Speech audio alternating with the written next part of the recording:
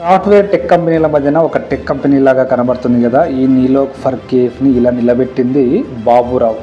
Tea కప్పులు కడుక్కునే దగ్గర నుంచి, ఆ తర్వాత టీ సర్వ్ చేస్తూ, ఆ తర్వాత టీ తయారు చేస్తూ, ఆ తర్వాత ఒక టీ స్టాల్ని స్టార్ట్ చేసి అక్కడి నుంచి నీలోఫర్ని ఒక బ్రాండ్గా తయారు చేసి ఈ రోజున టెక్ కంపెనీల మధ్యన ఇంత పెద్ద నీలోఫర్ కేఫ్ని ఏర్పాటు చేశాడు బాబురావు. ఈయన ఏ కార్పొరేట్ స్కూల్లో చదువుకోలేదు, ఏ బిజినెస్ స్కూల్కి కూడా వెళ్ళలేదు, కానీ ఇంత పెద్ద బిజినెస్ని తయారు చేశాడు.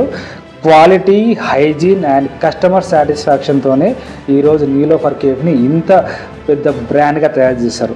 ఈ కేఫ్లో ఉండే ప్రత్యేకతలు ఏంటి అంటే, నార్మల్గా మిడిల్ క్లాస్ పీపుల్ తాగడానికి ఒక సెక్షన్ అండ్ వీఐపీ కస్టమర్స్ ఎవరైనా వస్తే వాళ్ళకు సపరేట్గా ప్రైవసీ ఉండేలాగా సెక్షన్స్ని ఏర్పాటు చేయడము, దానికి తగ్గట్టుగా రేట్లు పెట్టడం మూలంగా ఇక్కడ నీలోఫర్ని ఒక బ్రాండ్గా నిలిపింది.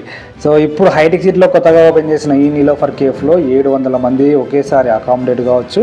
సో ఇక్కడ కూడా 150 రూపీస్ మినిమం ఛాయ్ అయితే ఉంటుంది. సెకండ్ ఫ్లోర్, ఫస్ట్ ఫ్లోర్లో కూడా సపరేట్గా గ్యాదరింగ్ అయ్యేలాగా, సపరేట్గా మీటింగ్స్ పెట్టుకునేలాగా డిజైన్ చేశారు.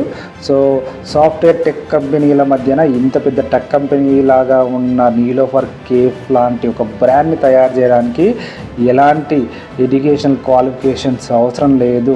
కేవలం నిజాయితీగా బిజినెస్ చేయగలిగే మైండ్ సెట్ ఉంటే చాలు